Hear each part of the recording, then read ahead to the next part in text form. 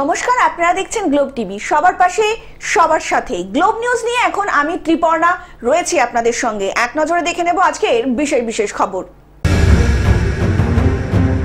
দীপাবলির পর প্রধানমন্ত্রীর নতুন অফিসের উদ্ঘাটন। বিহার ভোটে কমিশনের কড়া নির্দেশিকা। গুরুকুলে ছাত্রীর যৌন হেনস্থা। হাওড়ার বিধায়ক সতীনাথ ঘোষের উদ্যোগে বিজয় সম্মিলনীর অনুষ্ঠান। বিজয় সম্মিলনীর শেষ মুহূর্তের কাজ খতিয়ে দেখলেন কাজল শেখ। এভারেস্ট বেস ক্যাম্পে মালদার শিক্ষক। মহিলা জাতীয় ফুটবল প্রতিযোগিতায় স্বপ্নভঙ্গ বাংলার। বৃষ্টিপাতের পূর্বাভাস।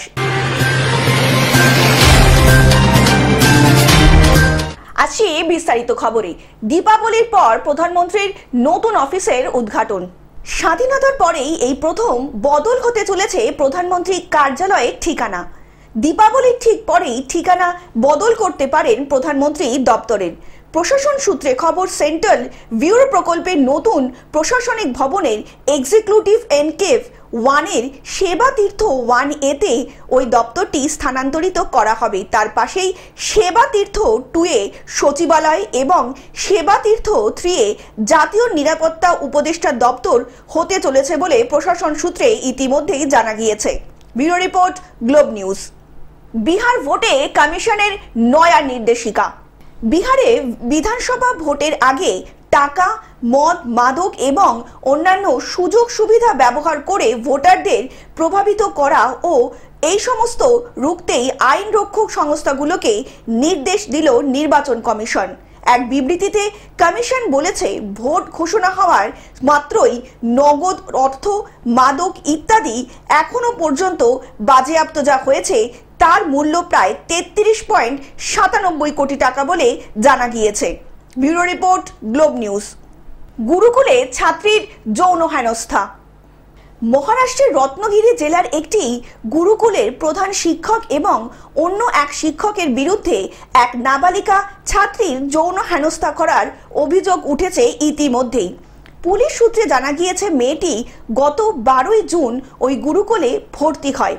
অভিযোগ, এরপরেই অভিযুক্তদের একজন তাকে ঘরে একা পেয়ে মারধর ও যৌন হেনস্থা করে। অন্য অভিযুক্ত মুখ খুললে মেয়েটির বাবা ভাইকে খুনের হুমকি দেয়। সোমবার মেয়েটি বাবাকে বিষয়টি জানালে পুলিশে অভিযোগ করা হয়। পুলিশ 2 অভিযুক্তকে ইতিমধ্যেই গ্রেপ্তার করে 2 দিনের জেল হেফাজতে নিয়েছে। Bureau report, globe news. হাওড়ার বিধায়ক সতীনাথ ঘোষের উদ্যোগে বিজয়া সম্মিলনী অনুষ্ঠান। হাওড়ার জগৎবল্লভপুর বিধানসভা কেন্দ্রের বিধায়ক সতীনাথ ঘোষের উদ্যোগে বিজয়া সম্মিলনীর অনুষ্ঠান অনুষ্ঠিত হলো ডোমজুড়ে নীলাঞ্জনা পার্কে। এই অনুষ্ঠানে উপস্থিত ছিলেন বিশিষ্ট কবি সুবোধ সরকার, ডোমজুড়ের বিধায়ক কল্যাণ ঘোষ, হাওড়া জেলা পরিষদের সহকারী সভাপতি অজয় ভট্টাচার্য, হাওড়া জেলা পরিষদের সদস্য বিকাশ ঘোষ সহ বিশিষ্ট ব্যক্তিবর্গ। মোট 337টি পুজো কমিটির হাতে অনুষ্ঠানের মধ্যে দিয়ে স্মারক তুলে দেওয়া হয়। আপনার যেটুকু সম্মান সেটা বাংলা ভাষার জন্য, আর বাংলা ভাষা ছাড়া আপনি করবেনটা কি করে, আপনি বেঁচে থাকবেন কি করে, এই জিনিসটা বোঝার এখন সময় উঠেছে। এবং তাই জন্যই একেবারে ঝাড়গ্রাম থেকে শুরু করে কলকাতা পর্যন্ত সমস্ত জায়গায় আমরা দেখতে পাচ্ছি যেভাবে আমাদের মাননীয় মুখ্যমন্ত্রী মমতা বন্দ্যোপাধ্যায় রাস্তায় নেমেছেন। এই রাস্তায় নামাই হচ্ছে শেষ কথা। এই রাস্তায় নেমেই আমাদের প্রতিবাদ করতে হবে এবং সেটা প্রতিটা মানুষকে যেভাবে তিনি করেছেন, যেভাবে তিনি ভাষা আন্দোলনের দ্বিতীয় ভাষা আন্দোলনের আহ্বান জানিয়েছেন, সেটা অত্যন্ত যুক্তিপূর্ণ। এবং এই যুক্তির সামনে দাঁড়িয়ে আমরা বলবো যে বাংলা ভাষার জন্য যে কাজটা উনি করতে পারছেন, বাঙালিকে আবার একসঙ্গে যেভাবে ঐক্যবদ্ধ করছেন, এবং আমরা প্রত্যেকে এটা বুঝতে পারছি যদি আমাদের হাত থেকে, আমাদের মুখ থেকে, আমাদের জীবন থেকে বাংলাকে সরিয়ে দেওয়া হয়, তাহলে বাঙালির অস্তিত্বকে অনেকটাই ছোট করে দেওয়া যাবে। হাওড়া থেকে কৌশিক ঘোষের রিপোর্ট, গ্লোব নিউজ। বিজয়া সম্মিলনীর শেষ মুহূর্তের কাজ খতিয়ে দেখলেন কাজল শেখ। দুর্গাপুজোর পর তৃণমূল রাজ্য কংগ্রেসের তরফে রাজ্যের প্রতিটা ব্লকে ব্লকে বিজয়া সম্মিলনী করার বার্তা দেওয়া হয়েছিল। সেই মতো বীরভূম জেলার প্রতিটা ব্লকে অনুষ্ঠিত হচ্ছে বিজয়া সম্মিলনী। বীরভূম জেলার অন্যান্য ব্লকের মতোই নানুর ব্লকে রয়েছে তৃণমূল কংগ্রেসের বিজয়া সম্মিলনী সভামঞ্চ। জোর কদমে চলছে সেই সভা ও মঞ্চ তৈরির কাজ। শেষ মুহূর্তের সেই প্রস্তুতি খতিয়ে দেখলেন বীরভূম জেলা পরিষদের সভাপতি কাজল শেখ। বুধবার সন্ধ্যাবেলায় সভাস্থল পরিবেশন করেন সভাপতি কাজল শেখ ছাড়াও উপস্থিত ছিলেন নানুর ব্লক তৃণমূলের সভাপতি সুব্রত ভট্টাচার্য, যুব তৃণমূল সভাপতি শেখ হুমায়ুন সহ একাধিক তৃণমূলের নেতৃবৃন্দ। শ্রদ্ধেয় সম্মানীয় সুব্রত ভট্টাচার্য মহাশয় সারাদিন এখানে আছেন। তো আজকে জেলা পরিষদে ছিলাম, সন্ধ্যের সময় একবার এখানে এলাম পরিদর্শনের জন্য। দেখলাম প্রায় কমপ্লিটের দিকে। কালকে 3টের সময় বিজয় সম্মেলনী শুরু হবে। আমাদের এখানে প্রধান থেকে শুরু করে উপপ্রধান থেকে শুরু করে পঞ্চায়েত সমিতি কর্মাধ্যক্ষ সকলে এখানে উপস্থিত আছে। আগামীকাল নানুর ব্লক তৃণমূল কংগ্রেসের পক্ষ থেকে যে বিজয় সম্মেলনের আয়োজন করা হয়েছে, আমাদের বিশ্বাস নানুরের মামাটি মানুষের যারা সৈনিক আছে তারা সকলে এখানে উপস্থিত হবে এবং বীরভূম জেলার বিভিন্ন ব্লকে এবং মিউনিসিপ্যাল এরিয়ায় যে বিজয় সম্মেলন হচ্ছে, আমার দৃঢ় বিশ্বাস নানুরে যে মামাটি মানুষের সৈনিক যারা আছে তারা সকলে উপস্থিত হবে এবং সব সভাস্থলকে আগামীকাল ছাপিয়ে যাবে।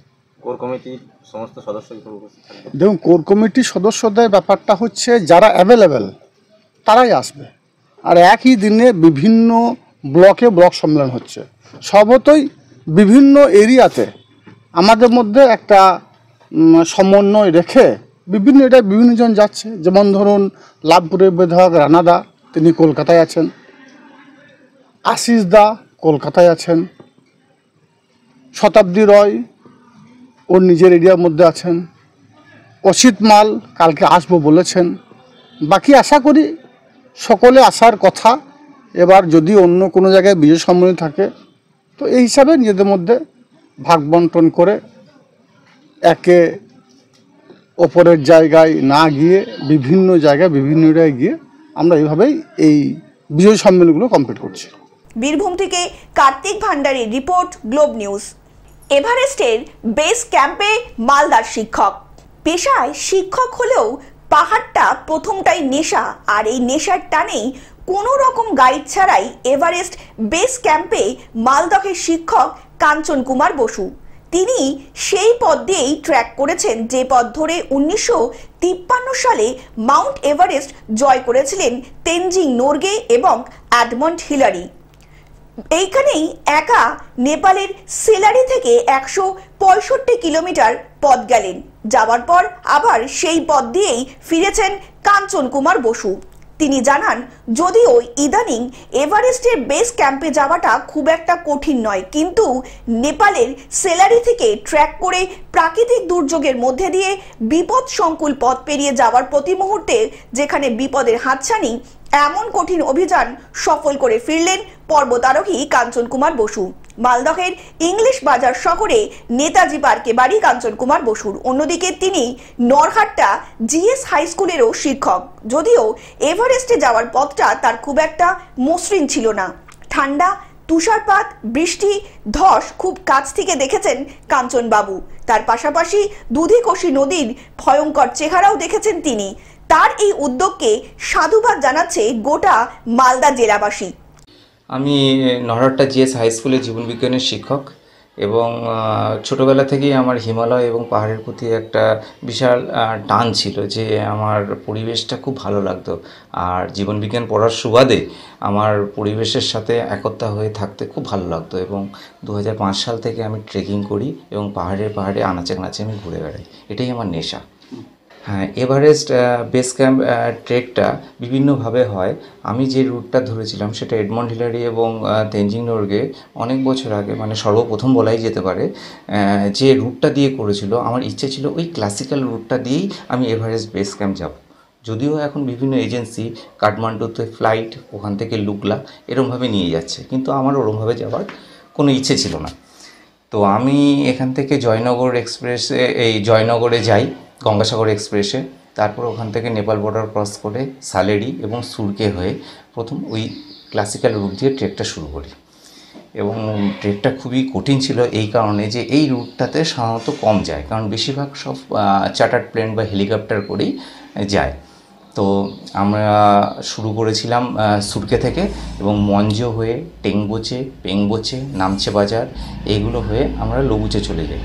এবং এতদিন ওয়েদারটা আমাদের খুব সুন্দর ছিল, ভালো ছিল, কিন্তু সমস্যা হয়ে দাঁড়ায় হিমালয়ের হঠাৎ করে ওয়েদারটা পরিবর্তন। সেই সময় তুষারঝড়, বৃষ্টি, কিছু কিছু অ্যাভালাঞ্চের মতো দূরে আমরা দেখতে পেয়েছিলাম যদিও, এবং কিছু ল্যান্ডস্লাইড এবং ওয়াটার স্ট্রিমিংয়ের মধ্যে আমরা পড়ে যাই। এবং লবুচে থেকে আমি একদম গোরক্ষেপ হয়ে এভারেস্ট বেস ক্যাম্প করে গোরক্ষেপ হয়ে আবার লবুচেতে চলে আসি। যদিও এই স্ট্রেসটা করাটা উচিত না, 10-12 ঘন্টা তুষারের মধ্যে বা স্নো ব্লিজার্ডের মধ্যে হাঁটাটা উচিত না, কিন্তু আমার একটা ভয় ছিল যে উপরে যদি আমি একবার আটকে যাই তুষার ঝড়ে, তাহলে হয়তো নিচে নেমে আসাটা আমার পক্ষে অত্যন্ত একার পক্ষে খুব কষ্টকর হয়ে দাঁড়াবে। সেই জন্য আমি জেদ করেই বা অনেকটা সাহস করেই কিন্তু আমি লবুচেতে আবার নেমে আসি। অবশ্যই আমি 2021 সালে হিমালয়ান মাউন্টেনিং ইনস্টিটিউট দার্জিলিং থেকে 28 দিনের মাউন্টেনিং বেসিক ট্রেনিংটা নিয়েছিলাম। না, আমার কোনো গার্ড বা কোনো পোটা ছিল না, পিঠে 12 থেকে 14 কেজির ফুড সহ মেডিসিন সহ সমস্ত ওয়েট ছিল স্যাকের মধ্যে। যাত্রাটা আমি শুরু করেছিলাম, অ্যাকচুয়ালি হাঁটা শুরু করেছিলাম 29 থেকে, এবং 6 তারিখ অবধি আমি হেঁটেছিলাম এভারেস্ট বেস ক্যাম্পের জন্য। এবং আমাদের যে গাড়ি 2-1 দিন মাত্র গাড়ি ছিল, যাত্রাটা কঠিনই ছিল। ওই প্যাকেজি বিপর্যয়টাই হিমালয়েতে যে খুম্বু রিজিয়ান যেটাকে বলি আমরা, 16 খুম্বু ডিস্ট্রিক্ট এভারেস্টের যেটা পাদদেশে, ওইখানে আরও মারাত্মকভাবে সেটা দেখা দিয়েছিল। কাঞ্চন কুমার বসু, নেতাজি পার্কের বাসিন্দা, মালদা নরহাট্টা জিএস হাই স্কুলের জীবনবিজ্ঞানের শিক্ষক। মালদা থেকে অভিষেক দাসের রিপোর্ট, গ্লোব নিউজ।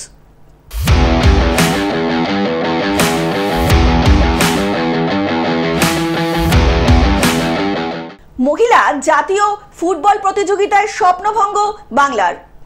মেয়েদের সিনিয়র জাতীয় ফুটবল প্রতিযোগিতায় 14 বছর পর ফাইনালে পৌঁছেছিল বাংলার দল।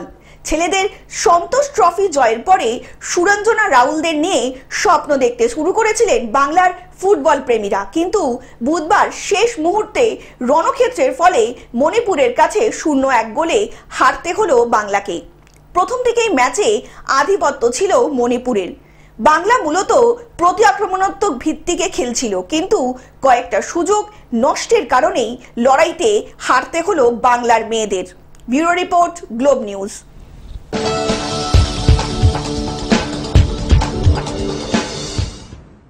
বৃষ্টিপাতের পূর্বাভাস। আবহাওয়া দপ্তর বলছে পশ্চিমী বাতাস ও দক্ষিণা বাতাসের সংস্পর্শে বৃষ্টি এবং বজ্রপাতের আশঙ্কা রয়েছে। সপ্তাহান্তে দক্ষিণবঙ্গের একাধিক জেলাভিত্তিকও হতে পারে হালকা থেকে মাঝারি বৃষ্টি। রাজ্যে ইতিমধ্যেই উত্তর ও উত্তর পশ্চিম দিক থেকে আসা শীতল হাওয়া ঢুকতে শুরু করেছে। তাপমাত্রাও নামছে ধীরে ধীরে। আপাতত দক্ষিণবঙ্গে মনোরম আবহাওয়া থাকবে বলে জানিয়েছে আলিপুর আবহাওয়া অফিস। আলিপুর আবহাওয়া অফিস জানাচ্ছে ডিসেম্বরের আগে কলকাতায় শীতের সম্ভাবনা খুবই কম, অর্থাৎ শীত প্রেমীদের জন্য এখনো কোনো ভালো খবর শোনাতে পারেনি হাওয়া office. Bureau report, globe news. Television ছাড়াও গ্লোব টিভি এখন সর্বত্র সমাজ মাধ্যমে উপলব্ধ। বিস্তারিত জানতে ফোন করুন আমাদের টোল ফ্রি নাম্বার 180089197444 অথবা লগ ইন করুন www.globetvindia.com এ। গ্লোব নিউজ এখন এ পর্যন্তই। দেখতে থাকুন গ্লোব টিভি, সবার পাশে সবার সাথে। নমস্কার।